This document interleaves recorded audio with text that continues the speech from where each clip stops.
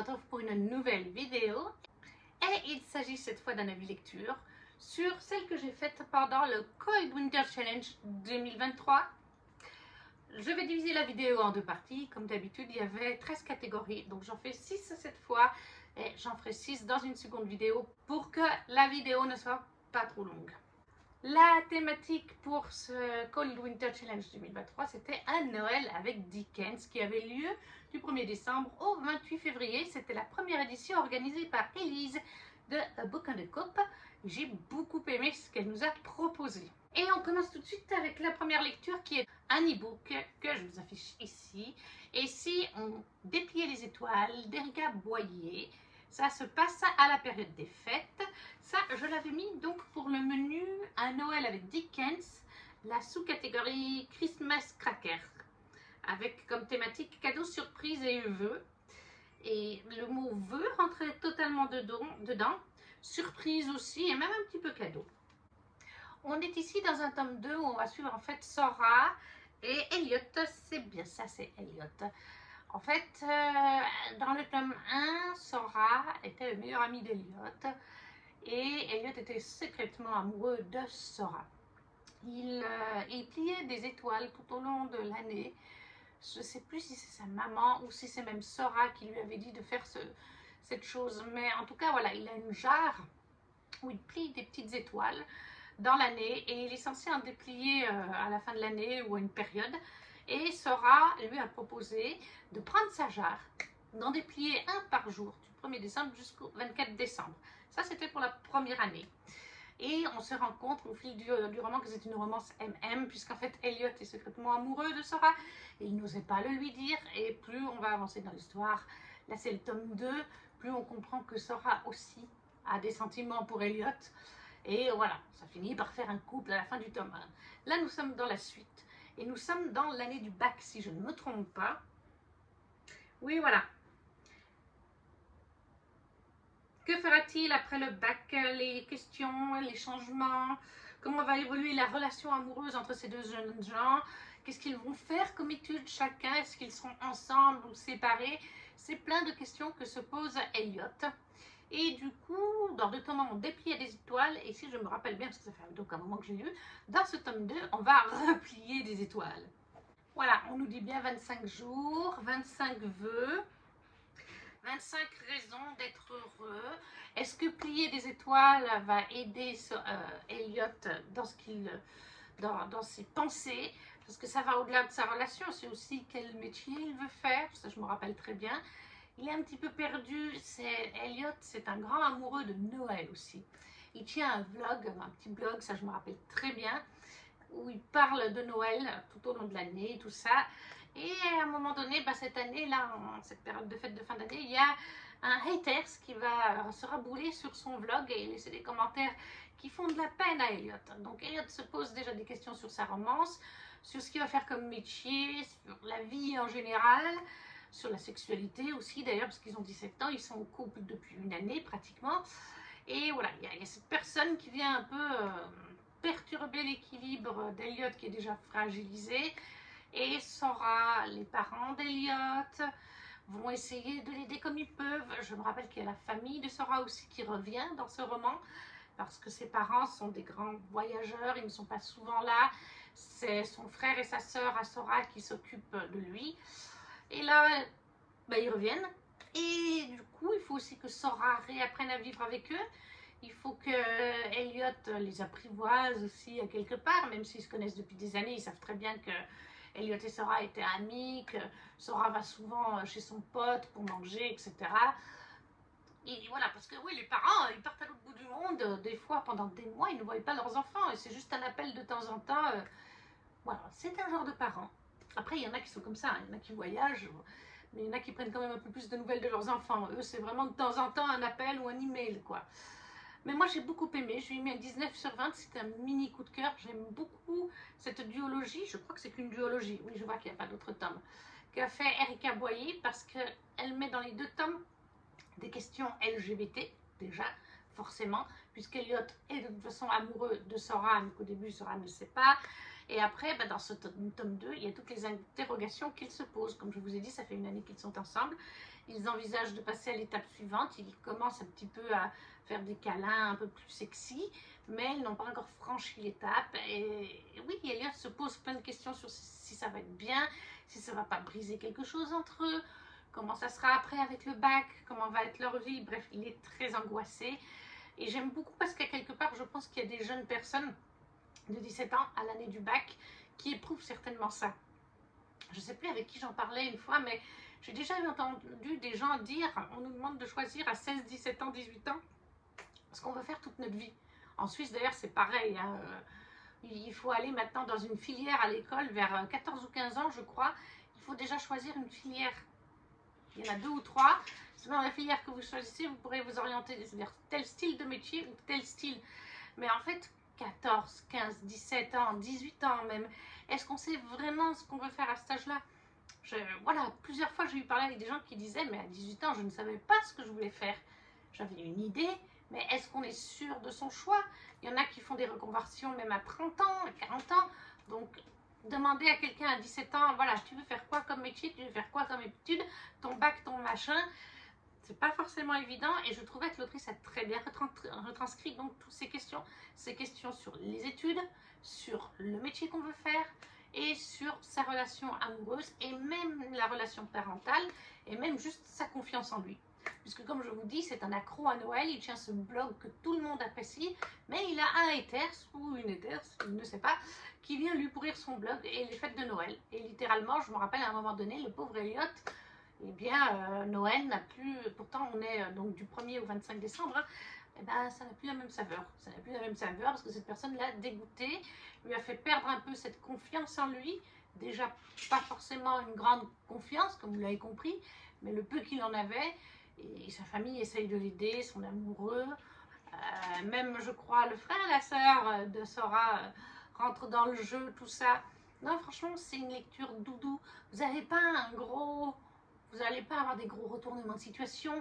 Vous n'allez pas avoir, alors vous avez le côté un petit peu harcèlement, comme je vous ai dit, là, qui touche Sora. Mais sinon, c'est pas un truc hyper complexe. C'est une lecture doudou. Voilà, une lecture doudou, festive pour la fin d'année, tout en douceur, comme un petit bonbon qui se savoure, un chapitre par jour. Le concept, c'est le même que dans ce que vous verrez plus tard, sauf que c'est souvent de calendrier. Là, c'est juste des pages qu'on tourne, il n'y a rien d'autre comme concept. Mais c'est tout aussi plaisant. Et la période des fêtes, ça fait du bien aussi, des petites lectures doudou comme ça. Et malgré tout, avec tous ces questionnements, toutes ces thématiques LGBT, famille et école, je pense que c'est un roman qui doit être mis entre les mains des jeunes. Ça peut aussi les aider si eux-mêmes se sentent perdus à ces niveaux-là. À un de ces niveaux, hein, pas forcément tous en même temps. Merci Electra. Electra? Oui, c'est Electra quand elle fait du bruit comme ça. Vive les croquettes. Donc oui, je pense que c'est un roman, c'est comme les Heartstoppers. C'est des romans à mettre dans les mains des plus jeunes parce qu'ils évoquent des thématiques fortes, des thématiques réelles, que beaucoup de personnes peuvent se poser la question à un moment donné dans leur année du bac, ou un petit peu avant, ou un petit peu après. Donc pour ça, j'ai mis 19 sur 20, c'est un mini coup de cœur. Donc, et si on pliait les étoiles d'Erika Boyer pour la catégorie à Noël avec Dickens, sous-catégorie Christmas Cracker. Et encore une fois, je pense que les 3 mots-clés surprise, cadeau et vœux rentrent un peu là-dedans. Parce que c'est voilà, c'est une surprise par jour, un vœu par jour. Ça, c'était pour le premier. Ensuite, en deuxième, nous avons toujours dans la thématique de Noël. Comment survivre à Noël avec son ex. Oui, c'est bien ça, de Ludo de Bauer, chez Hugo, en format poche. Ludo de Bauer, ça vous dit peut-être quelque chose, c'est le petit monde de Ludo sur les réseaux sociaux. Il a un compte Instagram, YouTube depuis des années, il fait des chroniques de livres, pas seulement d'ailleurs, actuellement il fait aussi un peu Pokémon. Et donc Ludo, ça fait un moment qu'on sait que Ludo écrit des romans et qu'il n'avait pas encore publié. Eh bien en 2022 ou début 2023, je ne sais plus, il avait annoncé qu'il avait été pris chez Hugo. D'ailleurs cette année, en 2024, pour l'hiver 2024, il a sorti une suite de celui-là avec d'autres personnages qu'on rencontre ici. Et dans ce roman, d'ailleurs, je l'ai mis dans le menu Féerie des fêtes, sous-catégorie S'embrasser sous le gui. Lire une romance de Noël. Tout tout simplement, dans Comment survivre à Noël avec son ex, on va suivre Julien et Manon. Surtout Manon. Manon et Julien étaient ensemble il y a un petit moment de cela. Je crois que c'était il y a un an et demi, quelque chose comme ça. Et il y a eu une histoire, qui a fait qu'ils ont rompu. Je ne sais plus, je me rappelle plus si leurs parents étaient au courant de leur romance ou pas. Mais le fait est que voilà, ils ont rompu. Julien aurait fait quelque chose qui a fortement déplu à Manon et depuis elle ne veut plus entendre parler de lui, plus du tout. Julien lui ne se remet pas de sa rupture, remarquez Manon s'en remet très mal aussi, même si elle dit que ça va bien, voilà. Mais Julien il s'est jamais remis de sa rupture, il estime que la rupture n'était pas méritée, il n'a pas pu s'expliquer réellement sur ce qui s'est passé et il n'a pas perdu l'idée qu'un jour ils se remettent ensemble. Et en fait, on va aller pour les fêtes de Noël dans leurs familles respectives, qui sont d'ailleurs voisins. Je crois qu'ils vivent l'un en face de l'autre ou quelque chose comme ça. Et Manon, pour ce Noël, elle a décidé de faire appel à une agence pour choisir un faux petit ami sur undatepournoël.com. Parce qu'elle sait que quand elle va aller dans sa famille, elle va avoir l'éternelle question qu'elle a toutes les années. Est-ce que tu as un petit ami? Quand est-ce que tu nous présentes un petit copain? Il ne faut pas être toute seule à Noël. Il faut que tu trouves quelqu'un, faire des bébés, blablabla. Donc voilà, je crois que c'est Valentina d'ailleurs. Oui, c'est sa meilleure amie, je ne sais plus si c'est Valentina, qui lui dit d'utiliser ce site, chose qu'elle va faire. Sauf que le jour même ou le jour d'avant le départ pour la famille de Manon, eh bien le faux petit copain se désiste et il est trop tard pour en trouver un nouveau. Et en plus, manque de bol, comme par hasard, dans le train qui l'amène dans sa famille, parce qu'ils ne vivent pas vraiment dans la même ville, je crois qu'ils vivent en montagne, hein, si je me rappelle bien. Froid-Dieu, ça s'appelle, c'est un endroit fictif, hein, inventé par Ludo. Et en fait, bah, dans le train, parce qu'elle y va en train, comme par hasard, il y a Julien dans ce train. Julien qui, c'est un pur hasard, hein, c'était pas prévu, mais Julien qui va en profiter, qui va essayer d'aller lui parler, etc. Qui est tout content de savoir qu'ils seront ensemble aux fêtes de Noël dans leur petite ville, dans leur petit quartier, puisqu'ils sont voisins, leurs parents.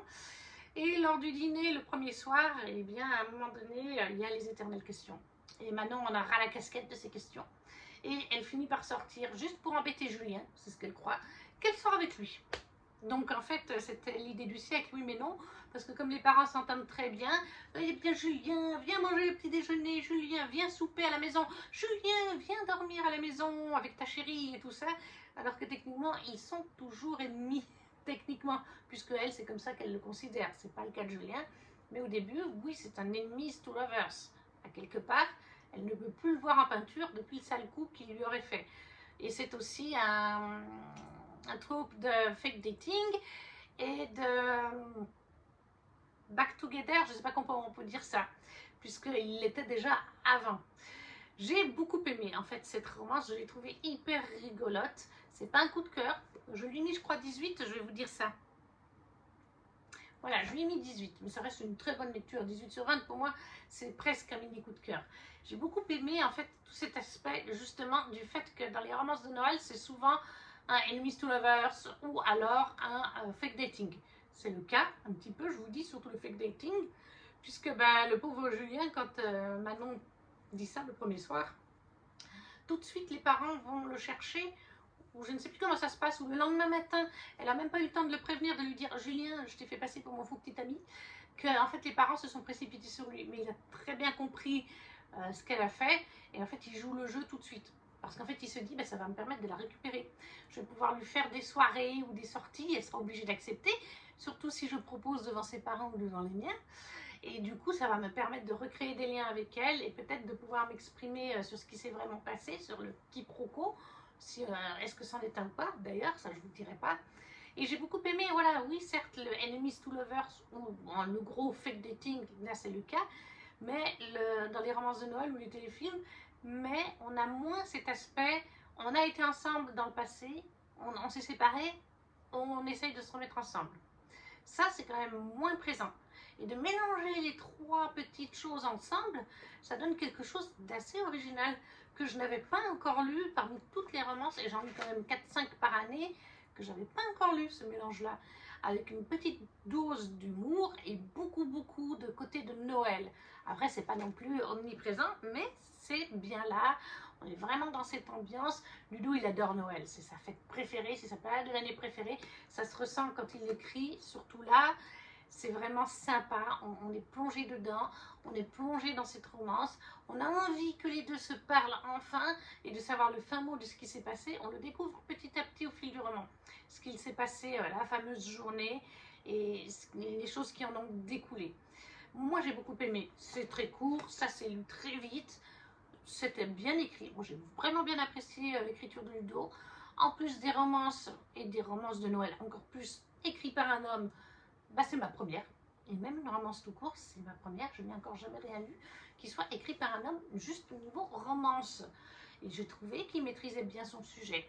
On lui a reproché, je le sais parce qu'il en a parlé sur ses réseaux et sur sa chaîne, on lui a un petit peu reproché dans ce premier tome d'avoir mis une scène de sexe pardon, vers la fin du roman entre nos deux protagonistes parce que c'est souvent le cas en romance, il y a quand même une ou deux scènes, mais il n'a pas vraiment beaucoup détaillé cette scène. Moi, je l'ai trouvée bien faite. Et il y a des gens qui lui ont reproché, ah, il n'y avait pas besoin de mettre une scène de sexe. T'étais pas obligé. Enfin, moi, je trouve quand même que dans une romance, à un moment donné, les deux protagonistes se remettent ensemble, il faut quand même une scène de sexe. Je sais pas, dans la vraie vie, au bout d'un moment, quand vous vous remettez ensemble, il y en a une. À moins que vous restiez vierge jusqu'au mariage. Sinon, voilà, moi j'ai trouvé que c'était logique. Et je sais que c'est pour ça, je crois qu'il n'en a pas mis dans le deuxième tome, exprès pour satisfaire un plus large public. J'ai aussi beaucoup aimé une petite thématique très légère qui a été abordée sur la fin du roman, qui fait partie du plot twist, donc je ne vous le dirai pas. Mais il y a un petit plot twist, et alors lui, je ne l'ai pas vu venir. Je ne l'ai pas vu venir du tout. Je me suis laissée avoir par Ludo, et par cette intrigue et ce personnage, et par ce qui en découlait au final. Une fois que le plot twist a commencé à se découvrir, j'ai dit, ah, alors est-ce qu'il n'y aurait pas un petit truc là-dessous? Et en effet, c'était bien le cas. Mais vraiment, Ludo a bien trouvé son petit plot twist, et ce petit truc qu'il a inclus dans le roman, que je ne vous dirai pas. Si vous l'avez lu, vous voyez peut-être de quoi je parle, c'est vraiment vers la toute fin. Et ça se relie en fait à l'intrigue de base, totalement, sur le quiproquo, le pourquoi du comment. Julien a rompu, enfin Manon a rompu avec lui en fait. Voilà, donc 18/20, Ludo de Beauvoir, comment survivre à Noël avec son ex, en format poche chez Hugo. Et ça, c'était pour le menu féerie des fêtes, sous-catégorie, s'embrasser sous le gui, lire une romance de Noël. Ensuite, toujours en romance de Noël, j'ai lu Un cœur pour Noël de Sophie Jaumin, qui est Ozu, oui c'est cela, un calendrier de l'Avent, comme Erika Boyer, un jour jusqu'au 24 décembre. Par contre, à la différence d'Erika Boyer, c'est que les pages sont en fait à la base mises ensemble. Je vous remets du coup, voilà, là vous avez le 1er décembre et vous devez déchirer les pages du 1er décembre qui sont attachées ensemble. Là vous avez le 2 décembre et ça fonctionne comme ça. Et vous avez une petite dizaine de pages entre chaque journée. Et on va du 1er décembre donc jusqu'au 24. Si je me rappelle bien, c'est jusqu'au 24. Oui, 24. J'ai bien... Allez, et ce roman-là, je l'ai mis du coup, si je vous le trouve, toujours dans le menu féerie d'une nuit. C'est pour la sous-catégorie Deck the Halls, couverture rouge et ouverte. C'est très bien, on rentrait dans le vert et dans le rouge. Et là, j'ai mis 17/20. J'ai bien aimé, mais ça n'a pas été un coup de cœur et c'est pas mon Sophie Jaumin préférée. On suit en fait Avril qui a 18 ans et Avril, elle a un cœur défaillant. Elle est née avec un cœur défaillant et elle a subi une greffe. Voilà, elle a été transplantée il y a 2 ans. Et depuis, tout a changé. Vous vous imaginez bien, surtout entre ses parents. Malheureusement, ses parents se sont séparés suite à ses problèmes de cœur, à la transplantation, etc.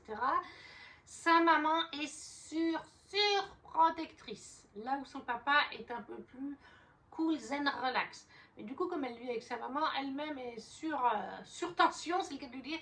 Elle ne fait pas de sport. Je vais vraiment essayer de me rappeler, mais elle s'interdit plein de choses. Elle ne fait pas de sport. Elle qui aimait faire du ski, etc. avant, en montagne avec son père ou des potes, elle en fait plus. Même de la course, de la marche, c'est limite presque si elle marche. Hein. Donc elle se prive beaucoup sur beaucoup de points, alimentairement, alcool, enfin bref, elle se prive beaucoup. Et sa mère est toujours là, oublie pas tes médicaments pour la transplantation, oublie pas que tu dois pas faire ça parce que la transplantation, oublie pas ci, ne fais pas ça. Franchement, la pauvre, pas évident. Mais voilà, elle a pris l'habitude parce que sa maman l'a mis dans cette petite boîte à quelque part. Et là, pour la première fois depuis 2 ans, je crois, eh bien, elle va passer les fêtes de Noël avec son papa cette fois, à la montagne, puisqu'il vit à présent à la montagne tout seul, en période donc des fêtes de fin d'année, bien entendu. Et là-bas, elle va retrouver Augustin. De mémoire, elle le connaît déjà depuis quelques années, elle l'avait déjà vu. Et je crois qu'Augustin connaît bien son papa aussi, de mémoire. Et ils vont nouer des liens amicaux dans un premier temps. Elle va bien sûr en tomber amoureuse. Mais voilà, elle cache en fait sa transplantation. Son papa le sait forcément, bien sûr, mais elle essaye de ne pas le dire autour d'elle de mémoire. Et à un moment donné, elle va quand même le dire à Augustin, qui va l'accepter malgré tout. Mais il essaye aussi de la pousser dans ses retranchements. Et c'est aussi un peu le cas de son papa, qui lui dit d'essayer de revivre un petit peu, avoir un amoureux, sortir dans un bar, c'est pas forcément boire un verre d'alcool, mais être avec des jeunes, essayer de remanger certaines choses, parce que oui, il faut faire attention, mais y a-t-il besoin de se priver à 100% des choses bonnes ou plaisirs coupables qu'on peut avoir de temps en temps? Je ne pense pas qu'en effet ce soit la bonne solution de se priver comme sa maman lui a appris à faire. Il faut un juste milieu. Je ne pense pas que médicalement parlant, le médecin lui dit t'as pas le droit de faire de ski, t'as pas le droit de faire de là, t'as pas le droit de manger une fondue. Oui, parce que je crois que même la fondue, la raclette, elle n'en mange plus parce qu'elle a peur que son cœur transplanté tienne pas le coup. Enfin voilà, elle est très angoissée. Alors, de ce côté-là, médicalement parlant, c'est bien développé. Et on a bien les angoisses de la jeune fille et de sa maman, comme vous vous en doutez. J'ai bien aimé aussi qu'Augustin et son papa la poussent un petit peu, surtout Augustin. Bon, il y a un moment où, de mémoire, je me rappelle qu'il y a un truc qui m'avait un peu déplu avec Augustin. À un moment donné, ça m'avait un peu chiffonné, mais bon, après, ça s'est arrangé quand même. Parce que c'est une romance de Noël, ça s'arrange toujours. Ça reste doudou, cosy à souhait. Mais voilà, il y a des thématiques quand même intéressantes. Après, j'ai pas mis plus de 17 sur 20 parce que j'ai trouvé que les personnages n'étaient pas assez approfondis. Que ce soit Manon, oui c'est ça, non Avril pardon, Manon c'était avant. Manon, Augustin, j'aurais voulu plus de profondeur. Plus m'attacher à ces deux personnages. Je ne me suis pas attachée à eux. J'ai trouvé intéressant, mais voilà, tout aurait pu être plus approfondi. Leur personnalité, leur romance, la relation entre Avril et son papa, même si elle est quand même développée, voilà. J'ai trouvé qu'il me manquait une étincelle et je pense que ça vient aussi entre autres de ça. Après, ça reste un roman court et je vous dis, les chapitres font une dizaine de pages. Donc en fait, ce genre de concept se passe sur 24 jours. Et c'est peut-être un peu trop juste pour développer une belle relation amoureuse entre deux personnes qui ne se sont pas vues depuis des années, entre un père et une fille qui n'ont pas passé du temps ensemble depuis longtemps aussi, entre une jeune femme qui doit aussi réapprendre un petit peu à vivre et pas être dans son petit cocon que sa maman l'a mise. Ça fait peut-être un peu juste. Parce qu'à la différence avec Et si on pliait les étoiles et si on dépliait les étoiles, les tomes 1 et 2 d'Erika Boyer, oui, il y a aussi 24 jours. Mais c'est des jeunes gens qui se connaissent depuis des années, qui sont meilleurs amis depuis des années. Donc en fait, ils se connaissent vraiment bien, mis à part leurs sentiments mutuels qui sont cachés. Et là, du coup, on les ressent différemment. Tandis que là, on n'a vraiment que 24 jours pour découvrir ces deux personnages qui ne se connaissent que très peu et réapprendre pareil pour un père et une fille à se développer. Donc, moi c'est ça qui m'a un peu pêché, c'est ce côté-là. Et puis, à ce moment-là, j'avais déjà commencé Les Étoiles de Nosred, de Sophie Jomain. J'avais aussi lu de Sophie Jomain une autre romance de Noël, je crois. Je ne sais plus comment elle s'appelle, mais c'est avec une petite fille qui fait de la danse classique, me semble-t-il. Et sa professeure, elle a vécu une rupture un peu difficile et elle retourne chez son ex pour lui pourrir la vie en mettant des drôles de produits dans son shampoing, des choses comme ça. Je me que c'était aussi Sophie Jomain et je m'étais plus attachée dans ces romans-là de Sophie. Vous voyez? Et c'est pour ça que je peux juger la qualité de Sophie. Après, c'est sûr que Les Étoiles de Nosred, c'est pas du tout la même thématique. On est sur de la bitlit. Là, c'est pas le cas. C'est de la romance de Noël. Après, ça reste quand même hyper chou, hyper doudou, mais je vais vous dire que ça fait très young adulte. Et il y a moins de réflexions qu'on peut se poser, même si on s'en pose quand même, hein, on peut réfléchir sur la transplantation et tout ça. Il y a moins de réflexions, j'ai trouvé, que dans Et si on pliait les étoiles d'Éric Aboyer, et le tome d'avant que j'avais lu, le Noël d'avant, c'est aussi, je juge mes notations selon mes autres lectures de Noël.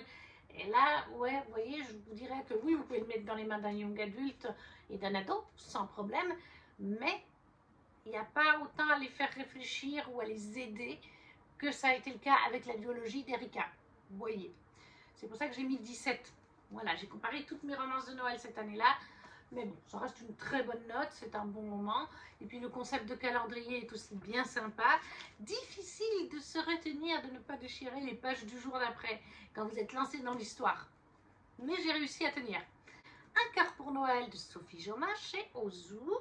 17 sur 20. Pour le menu Féerie des fêtes, sous catégorie Deck the Hall, couverture rouge et verte. Ensuite, je me suis dit un petit peu autre chose quand même, pas que des romances de Noël.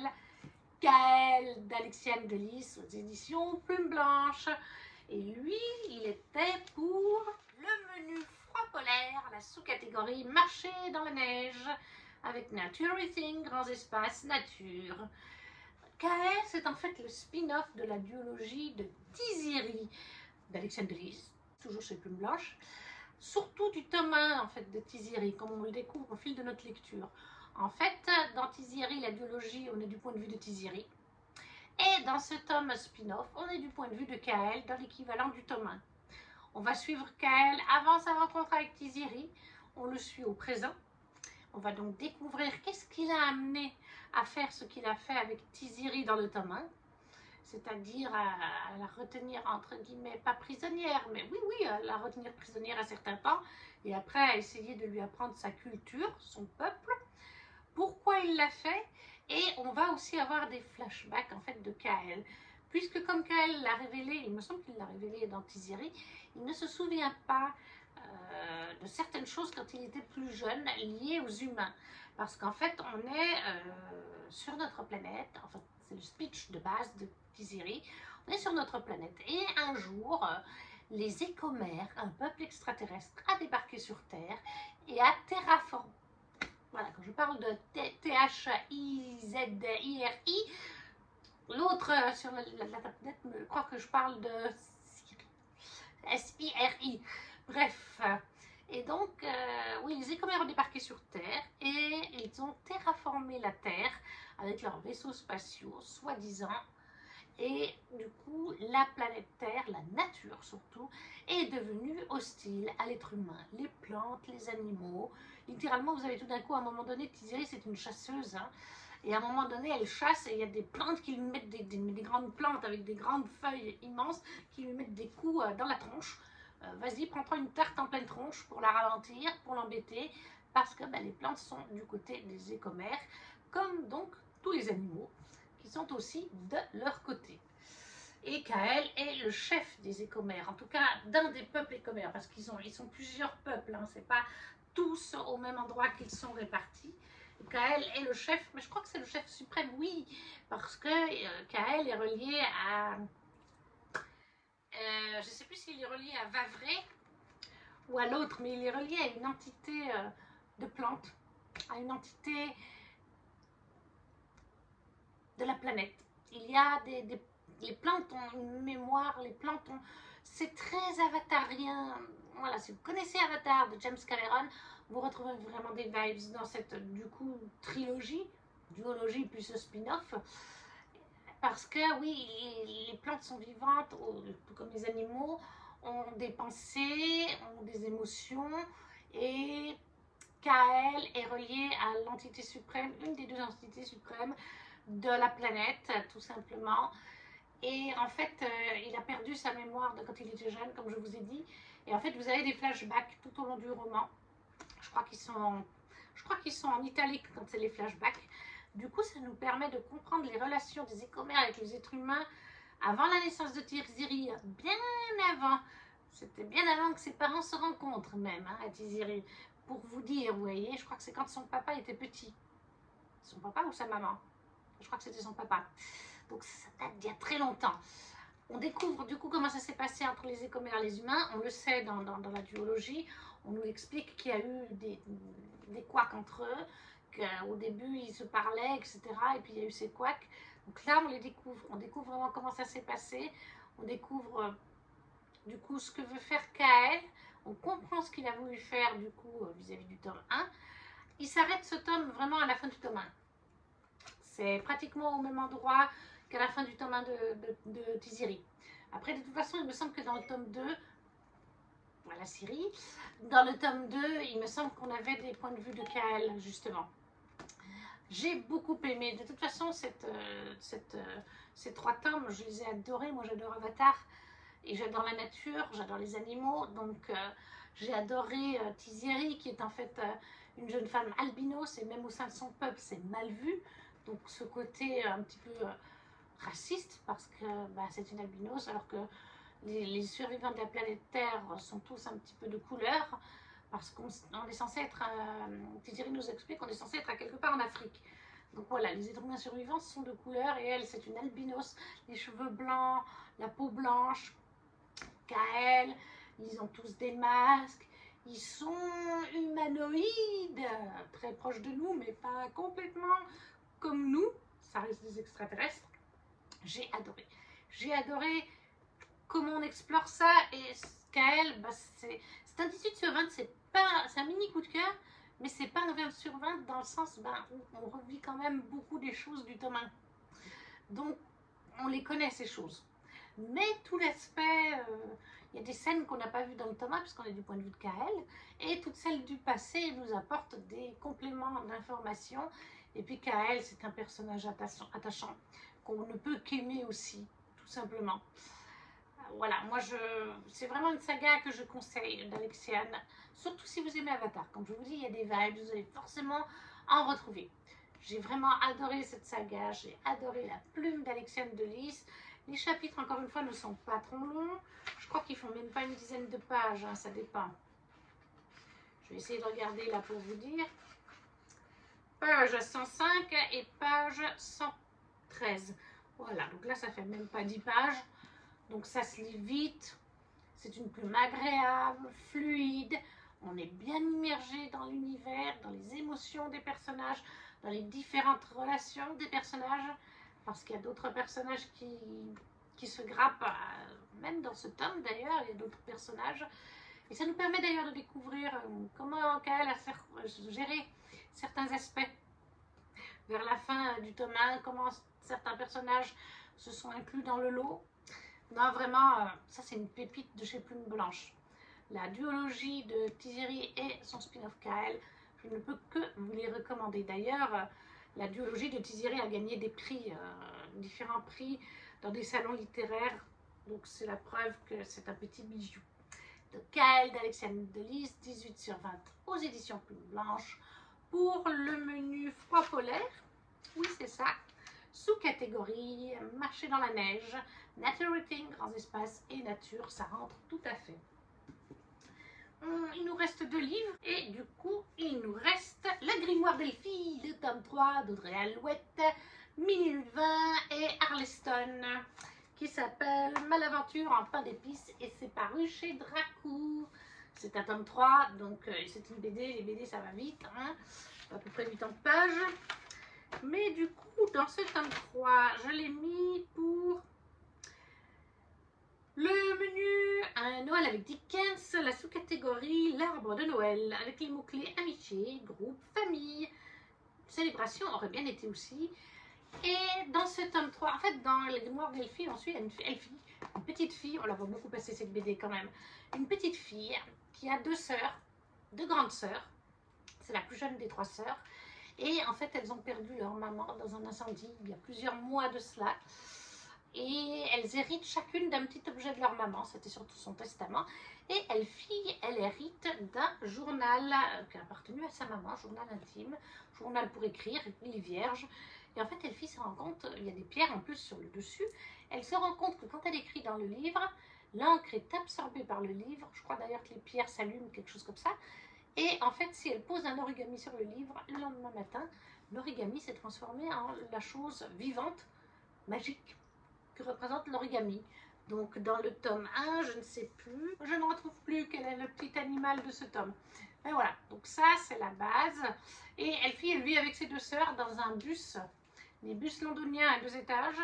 Le premier étage, c'est leur petite chambre, leur petite cuisine, salle de bain. Et le rez-de-chaussée, c'est une librairie. Et c'est comme ça que sa sœur Alouette, la sœur aînée, gagne sa vie et ça lui permet de s'occuper de ses 2 petites sœurs puisqu'elle est majeure, Alouette. Sinon, elle vivrait chez leur tante qui n'est pas très sympa. La sœur de leur mère n'est pas vraiment, voilà, pas acariâtre dans son genre.